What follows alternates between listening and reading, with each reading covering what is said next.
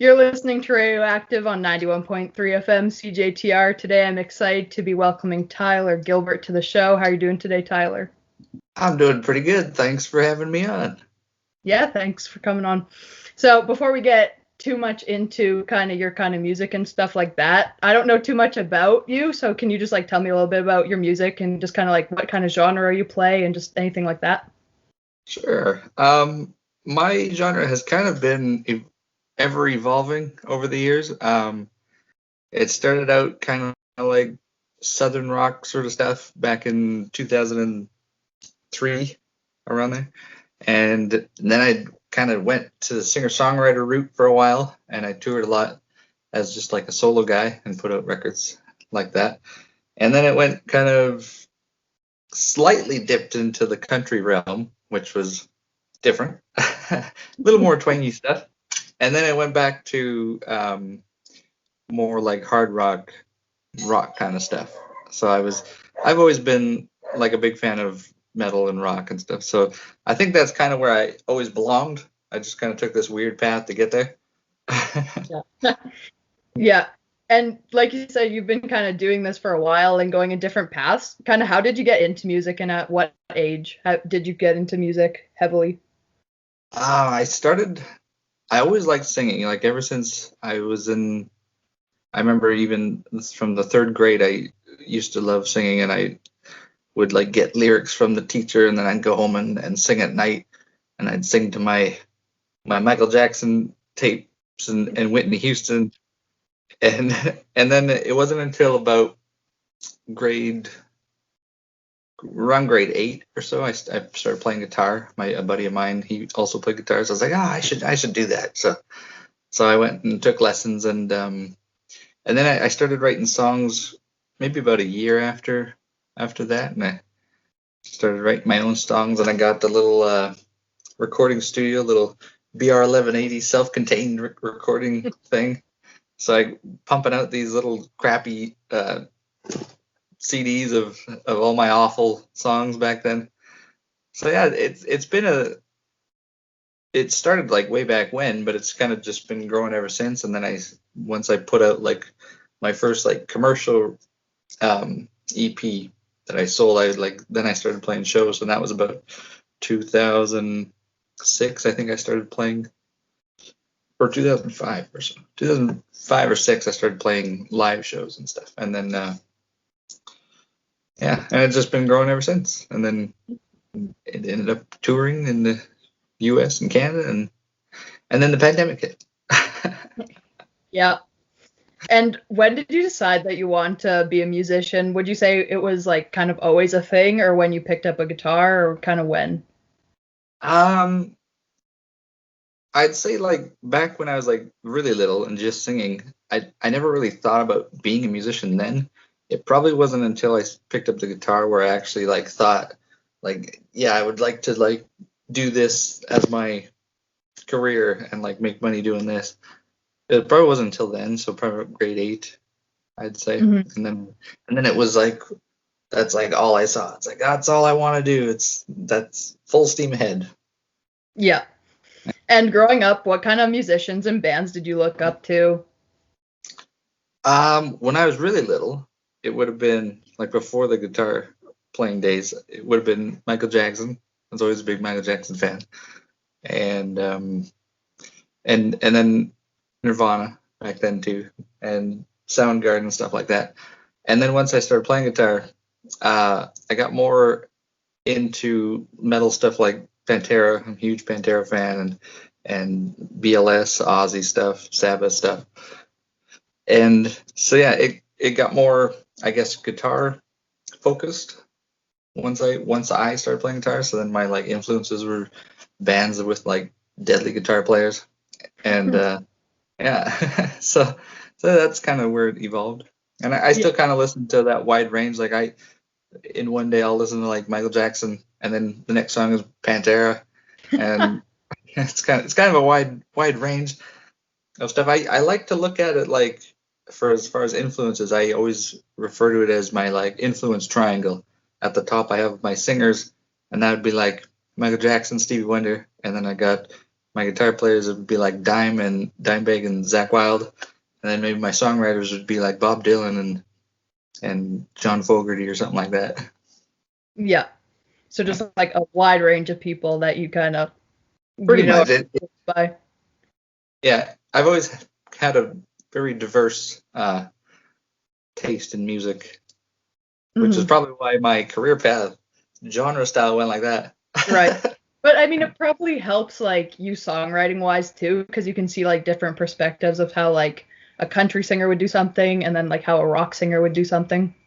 Yeah, for sure. Like, because they do write quite differently, like country to like rock to metal. It's like the way that they structure their songs are just like very different. So I think it does benefit an artist to have a diverse taste in music for that reason. But it doesn't necessarily mean that you have to. Like AC/DC is great, and their songs have always kind of been similar, and the structure's always been kind of similar, and it's great. Like you don't have to play every genre across the board, like me, I guess. Yeah. And who would you say, like fast forwarding to now, who would you say influences your sound the most? Um, Probably I'd say probably like Zach Wild. He's always been a big influence because he has that diverse range. He has like his like BLS stuff, and then he puts out like acoustic tunes. He kind of blends them in there, and he has his even solo stuff where it's like kind of twangy acoustic. So probably, if any of them, I probably followed his path kind of the closest. But I'd say him and like Van Halen and Pantera.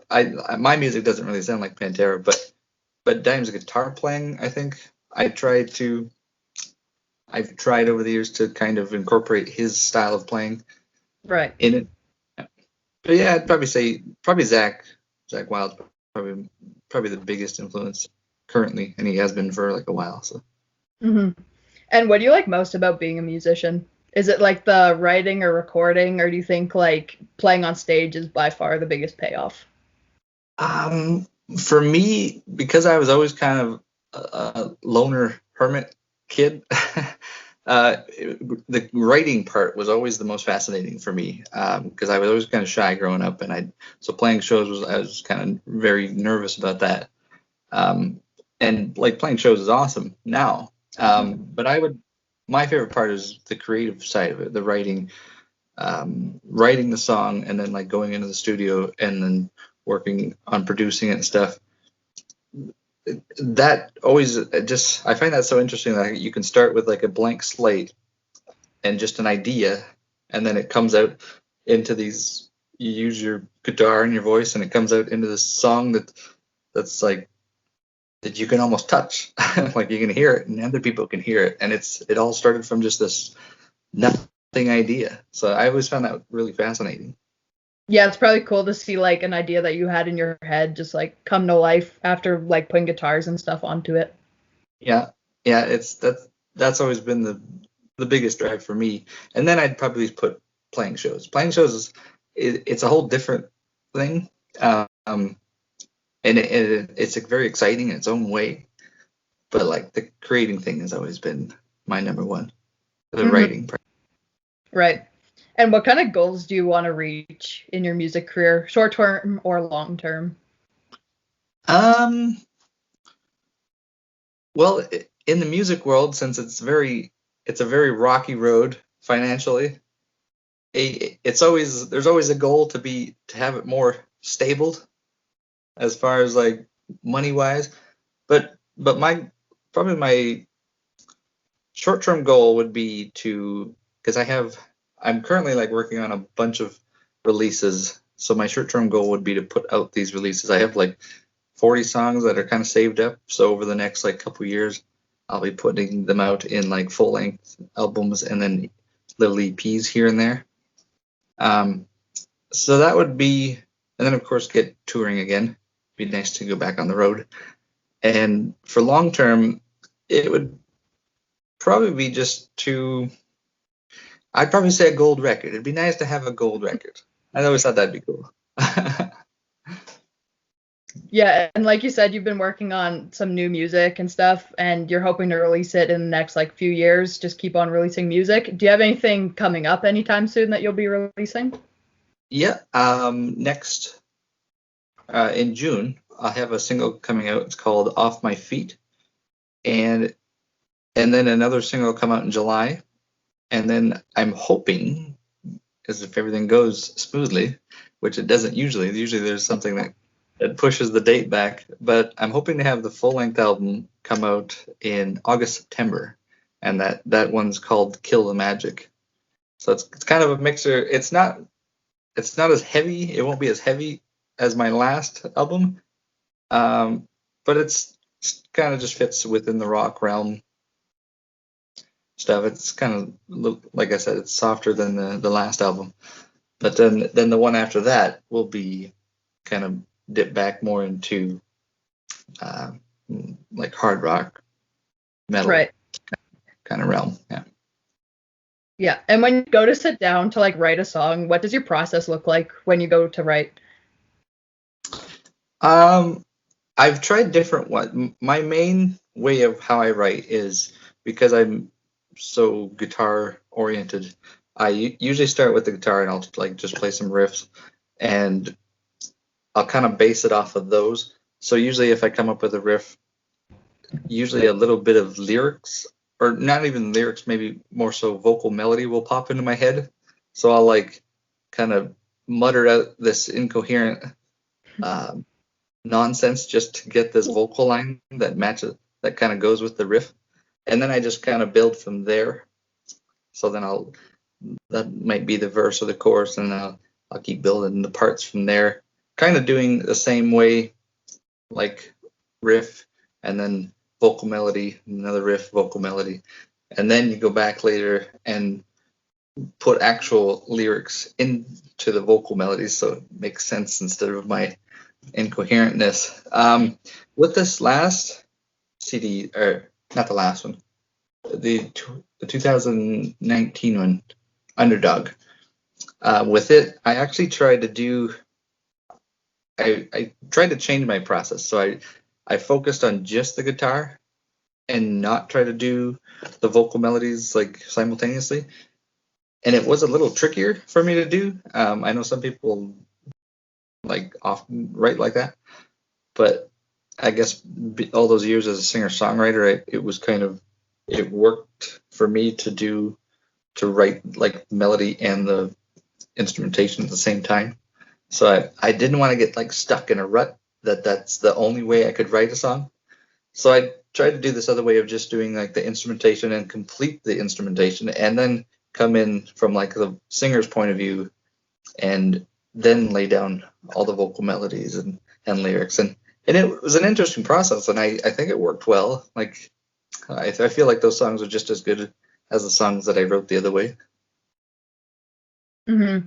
And what are some of your favorite songs that you've wrote? Because like you said, you've kind of been across the board with different Yeah. styles of writing. Um, Lady of the Mountaintop comes to mind right away. It was off my 2013 album. It's kind of a twangy, maybe a nod to like Leonard Skinner or something like that. And then there's another one from that same album called On and On. And it was the first one that I there's actually no guitar in that song. And it was one of the first tunes I wrote that didn't have guitar. So that one comes to mind. And plus it has Jason Cullimore put in a big epic kind of orchestration piece in it. And then I'd probably say Ghost Behind Your Mind, which was off the Underdog CD. I'm gonna pick that one because it's my nod to Black Label Society. my grand influencer. So that's the reason for that one. And like you were mentioning before, like you have so many different influences in the music world. What would a dream tour look like for you if you could play with anybody? Where Ooh. and with who? Ooh, that's a good question. It'd be cool to do. There's at the Red Rocks, which I believe is just outside of Las Vegas, or even Las Vegas, with me opening for Black Label Society, and those just them. That would be cool. Just to open for those guys would be amazing. Yeah. I'd be nervous as hell. Well, maybe when things return back to normal, maybe you can get there. Yeah. That would be cool. We'll see. That would be amazing. That would be like a dream come true. Yeah. So when things do kind of return back to normal, what are you hoping to accomplish? I would, aside from putting out all these releases, so my first goal is to get this album out, hopefully August, September. But for sure, it'll come out this year. And then I would love to get like a Western Canada tour booked and a Western US tour booked. That would probably be my first like steps to getting things back to normal with tours and whatnot. Mm-hmm. And where are some of your favorite places to play? You mean like venues or like venues? Yeah. One of my favorites was always I think they might have closed and maybe they came back, but it was called The Owl. It's in Lethbridge, Alberta. That place was always pretty cool. There's another place down in San Diego, aside from the beautiful town that is San Diego. There's a pretty cool little place called, I forgot the name.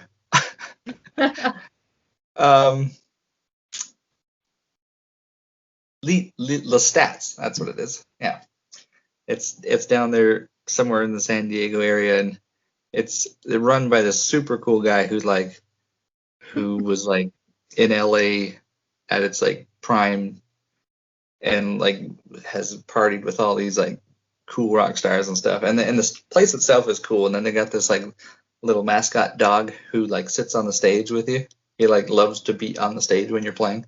So that was a cool little place, and the owner was really cool, and he had all these like stories that he'd tell you about, like, oh yeah, like I met such and such, and we like partied at this Beverly Hills place, and it's like it was a cool place. Yeah. Yeah. Well, thank you for doing an interview today, Tyler. I can't wait to hear some new music that you got coming out soon, and I hope that you can return back to touring soon, hopefully. Well, I hope so too. Well, thank you so much for having me on. This has been great. I'm starting to do more interviews, so it kind of feels like things are coming back. It's like the more radio interviews, so it's like feels good. It's a good feeling. Yeah, for sure.